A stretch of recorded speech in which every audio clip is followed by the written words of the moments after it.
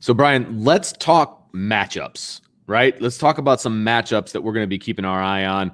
Let's start on the Notre Dame offensive side of things. Some offensive matchups that you're going to be looking for in this game that are not necessarily going to decide the outcome, but, they may, depending on what you pick here. Well, we have an article on the front page of IrishBreakdown.com that Grant Del Vecchio, he's actually a student in Notre Dame. He's writing for us this year. I'm very excited about what the job he's done. He's done a great job so far, but he does our key matchups article, and which is kind of ironic, Vince, because he asked if he could do it, and I'm like, that's not really the kind of thing I normally give up, right? Like, you can cover press conferences, but like analyzing the game, that's kind of my thing. I said, well, hey, how about you send me a sample of the Florida State game? This is like a couple weeks before the game, and I'll find out. And I was going to read it and be like, okay, yeah, I got this. And I was like, wow, he did a really good job. Hey, you got it. So he did a really great job. But the first one that he talked about is the first one that we're going to talk about, and that is George Karlaftis against the tackles. I mean, to me, this is the battle. It's the number one thing. Yeah, I mean, if this isn't your number one thing, it's like, have you watched Purdue this year? Have you watched Notre Dame this year? That to me is the battle that is going to determine, number one, the success of this offense against Purdue, but number two, is this team got a chance to be successful? Because you're going to face some really good front seven guys against Wisconsin. You're going to face them against Cincinnati, against Virginia Tech. You're going to face one of the best DMs in your schedule and Drake Jackson when you play USC. And to me, this is going to show us if you can keep George Karlaftis from taking this game over, then I'm going to feel like this offensive line is taking a step. And I want to see them battle because George Karlaftis plays with a motor. I mean, he plays with a motor. And I've heard people say, we only have one sack on the year. If all you're doing is evaluating a team based on the number of sacks they have, then you're not watching games. You're just looking at stats because they are very disruptive. Pardon me. George Karlaftis is very disruptive. I would be willing to bet he has at least 11 or 12 pressures so far this season. And to me, that's a big part of it. So to me, Vince, that's the kind of thing that I want to see is, can they handle that matchup? Can they keep him contained? Can they run at him? Can they pass protect him without having to go 7-man protections? Can the tackles one-on-one block him at all? That's the matchup to me, Vince, that could have the biggest impact, because if he goes off in this game, it's going to make it very difficult for Notre Dame to consistently put drives together against Purdue. And they're going to move him around. They're going to put him on both sides. They're going to test both tackles. So we're going to assume that Tosh Baker is the starter on the left side, and that, of course, Josh Lugg is starting on the right side. Both have had issues with speed rushes. And if Michael Carmody plays, he's had issues with speed rushes too. And, the thing about Karlaftis is he can speed rush you and he can power rush you as well.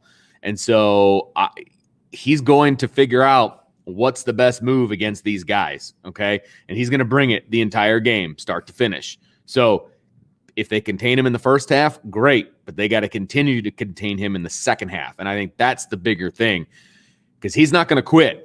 And, and I'm not saying Notre Dame's players are going to quit. That is not what I'm saying at all. What I am saying is he's going to keep bringing it, and he's going to keep bringing it, and he's going to keep bringing it. And if you're not on your game the entire time, that's going to hurt this offense. So, yes, the George Karlaftis matchup is by far the biggest one. And I'll roll it into my next one that I have, Brian, because I just want to make one more point on that, though, however, is Vince, is I'm more concerned about the power rushes. Because of the manner I'm the in opposite. Which let me explain why. If I'm Purdue's defensive line coach, if I'm Purdue's defensive coordinator, and I'm watching Notre Dame take those vertical pass sets where they're on their heels, I'm driving those guys right into the quarterback every time.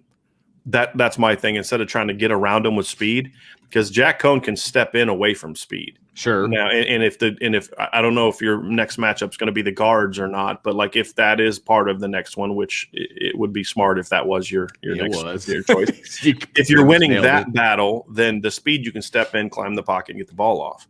What's the worst thing for a quarterback is when you're just looking at it from a quarterback point of view. If you go around my guy, even if you beat him, I can slide and step into the pocket. If you drive my guy right into me, we're done.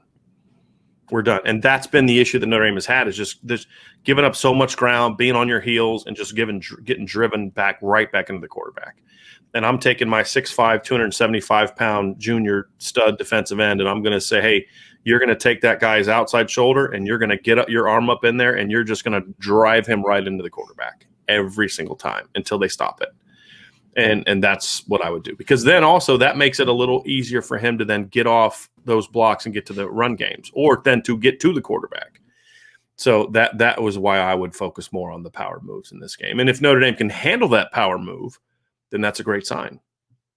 See, progress. Yeah, no, I actually thought that the tackles handled the power moves a little bit better than the speed Toledo's 230-pound ends, sure. Just saying, but against Florida State, that wasn't the case. Fair enough. And Florida State was a better size. Like Toledo's ends were like 230, 235.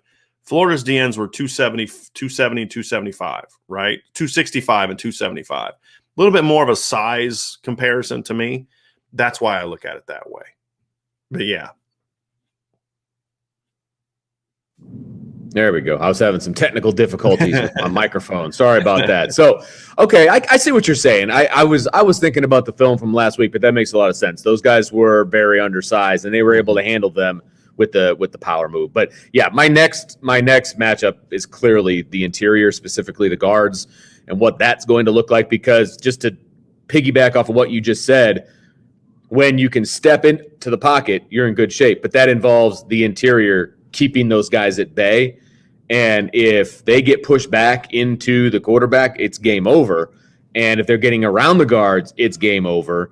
So the guards are going to have to step up, and they're going to have to do work against this interior of Purdue. Now, I'm not necessarily worried about the specific players of Purdue.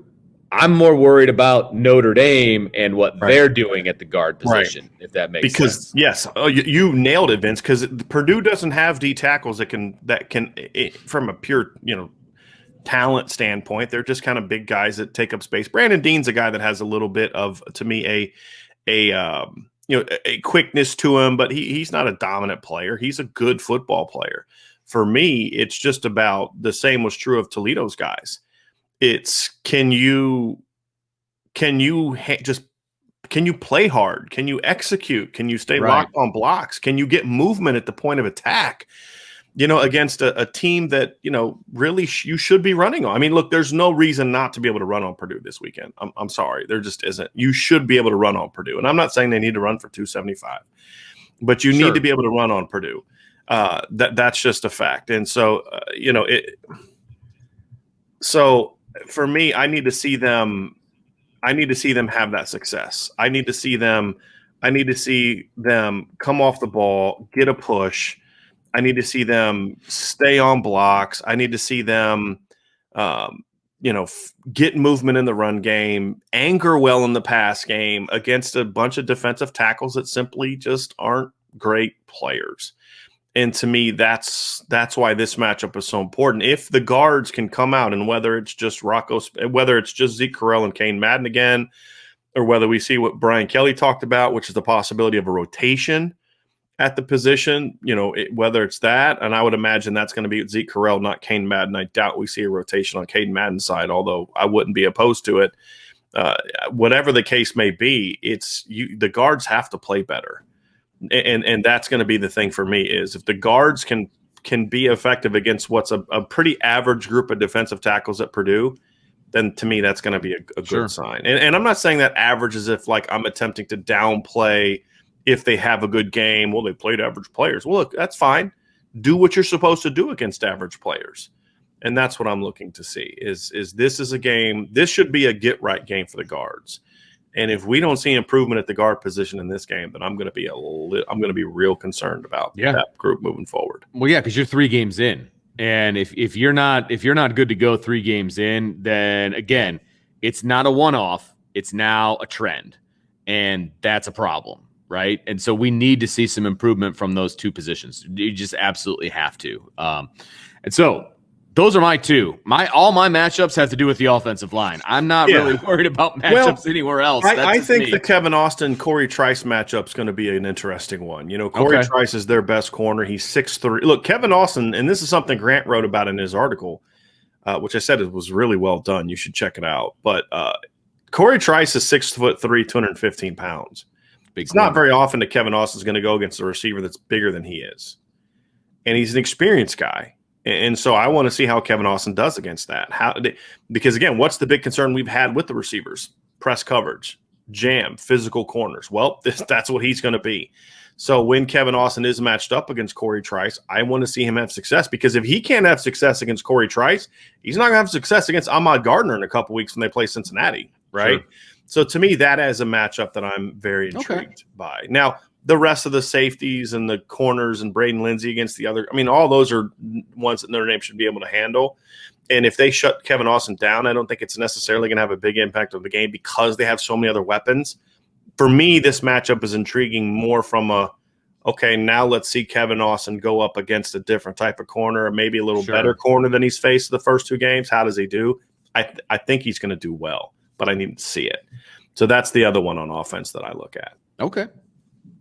Before we move on to our defensive matchups, Brian, we did have a super chat from John Klimek that I wanted to get to.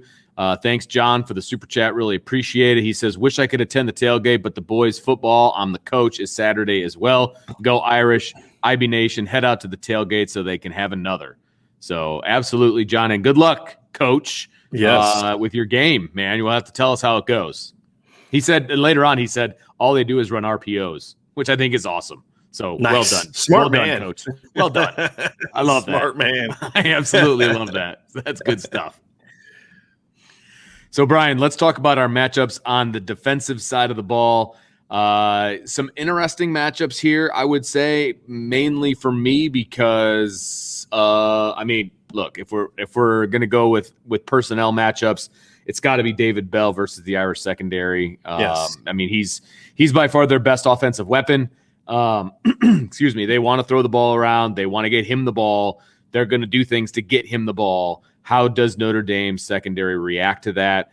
And really, in addition to that, David Bell's production is not only going to be not hampered, but the secondary is going to be important to that, but also the front seven. Right? Yeah.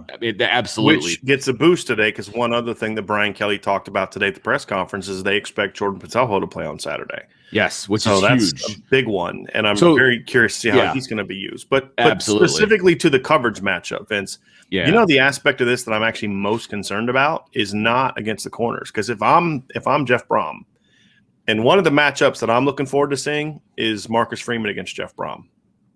This is going to be a great learning experience for Marcus Freeman, and this is going to be a great test because, as you all know, I think Jeff Brom, and honestly, every Division I football coach, every Power 5 football coach I know that I've talked to, and there's a good number of them, they all say Jeff Brom is one of the best offensive minds in the game, if not the best. Now, not everybody thinks he's the best. Sure. There's this guy in Norman, Oklahoma that a lot of people think is a pretty smart guy too, but he's one of the best. Some think he is the best.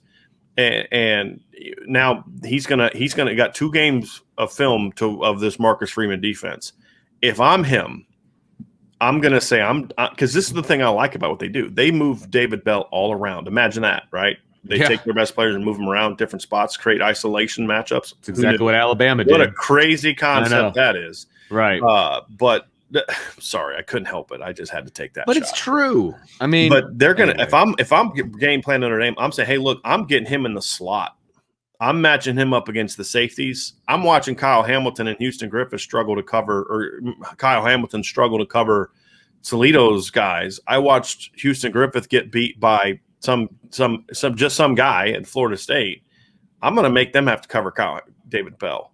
The other thing, too, is if Notre Dame is bringing inside pressures and things like that they like to do with the linebackers, then I've got David Bell in the slot, bam, right behind it, hitting him right behind on blitz beaters and things like that. So that matchup to me is the interesting one. Now, he's going to be outside at times, too, and that's where I want to see Cam Hart and Clarence Lewis handle their business. But ultimately, I think slowing down David Bell is going to be just as much of a Marcus Freeman thing as it's going to be a Notre Dame secondary player thing.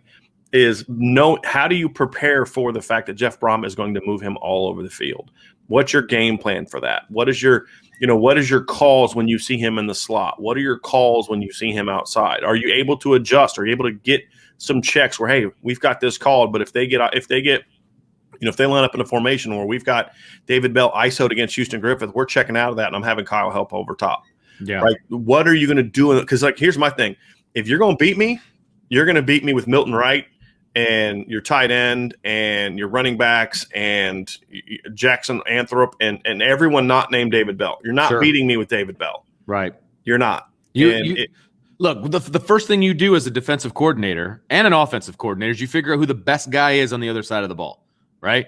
Well, it's not very hard to figure out that David Bell is the best guy on that side of the ball, and you take him away, or at least you try to. I mean, that's football 101 when you're putting together a game plan. Take away what they do best. Well, what they do best is get the ball in the hands of David Bell, right? I mean, I know that sounds real simple, but that's what they're going to have to do, and that's what Marcus Freeman's going to have to do. You have to take away their best weapon. Their best weapon's David Bell. So you're right. Take him away, make somebody else beat you. If somebody else beats you, it's a tip of the cap. Like, hey, okay, we took away your best guy. You beat us with somebody else. Congratulations. But, with this offense, you have to take away David Bell, period. Number 3 can't beat you. Yeah, cannot. I mean, and if he does, that's on you as a coach. Yes. That's not on Cam Hart. That's not on Clarence Lewis. That's not on Houston Griffith or any of the players that are getting beat. That's on you as a coach. Right. If you're going to leave them on an island all day against David Bell and he beats you, that's on you. Absolutely. Now, if he beats you a couple times early and you adjust and you don't do that anymore, that's what coaches do, right? Right. Maybe you think, hey, I think my guys can cover him on the outside. In the slot, maybe it's a different story, but I think my outside guys can cover him. Okay, you want to go into the game with that plan and see if it works out? Go for it. I have confidence in those players to be able to handle themselves. But if it's not working, what's your adjustments? Right. And then do not think that your safeties can cover them. They have to be prepared. Notre Dame has to be prepared for Jeff Brom to do everything in his power to try to get ISOs for his best players. That's what he does. He's great at it. That's what makes his offense work. I wish, as I said in the show the other day, I wish Tommy Rees would study Jeff Brom before he studies any other coach when it comes to play calling, because of there's so many things that they have in common. If he could do things where he uses, if he uses, let me think. If he uses, David. What the point I'm trying to make is, essentially, Vince, is, I kind of lost my train of thought there, is I need to see how he handles when David Bell moves around. What is your game plan for when he's at different spots? That's going to be the key. Sure, absolutely. So if he can do that, then I'm going to feel good about his ability to adjust in games. If he doesn't have a plan for, what do we do when David Bell's in the slot, I'm going to be a little bit concerned. Because if I know that and you know that, right, I have to think Marcus Freeman's going to know that. Absolutely. Well, my other matchup to watch, and this is more of a unit versus a unit, I guess, is Notre Dame's front 7 versus the offensive line and Jack Plummer. Because like I insinuated before when we were talking about David Bell, if they can get pressure, through this offensive line and make Plummer throw off balance, make him rush his throws, he's off platform, whatever term you want to use, where he's not just sitting back there picking you apart, I think is a huge, huge point to this defensive game plan. They have to get Plummer uncomfortable. Mm-hmm. And it's going to be a huge matchup. Now, however Marcus Freeman wants to do that, I said front 7 because that's just kind of an overall term. But if they can do it with 4, mm-hmm. and the occasional 5, that's huge. That's absolutely huge. And so that's one of the main matchups. It's not like player versus player per se, but more like unit versus unit. Like, that's what I need to see. Plummer can't just sit back there. Bell's too good and Plummer's too good. They'll beat you if you give him enough time, right? Because you can only guard somebody for so long. Think about when you're in the parking lot playing with your buddies, right? When you were a kid. The more time the kid has, if they're not getting blitzed, there's going to be a kid open every time because you have time to juke and do all kinds of other crazy stuff, right? So you can't give him the time that is required to allow David Bell to separate from his defenders. You just can't do it. So got to get pressure on the quarterback. I mean, to me, control the line of scrimmage. I mean, if Yes. we were to say, hey, look, we only have 5 minutes to do this show, so we got to get all this stuff in 5 minutes. Okay, so make it short and sweet and simple. All right, I'd say control the line of scrimmage. Okay, like, and you just said, what does that mean? What does that look like? Okay, well, how does that manifest? What you just said. Yeah. Jack Plummer never gets comfortable. Make them do what I've seen them do at times, which is you're in the shotgun and you do like a 5 to 7 step drop from the shotgun. Do that, because if you're going to try to throw the ball from 10 yards behind line of scrimmage with Kyle Hamilton and Cam Hart and those kind of guys, Jack Kaiser, those kind of guys running around the field, you're going to get beat. Yeah. So to me, that's the simplest one. Control the line of scrimmage. You do that, and Notre Dame's going to be just fine. And I got some thoughts on that, whether that's going to happen when we get to the prediction time.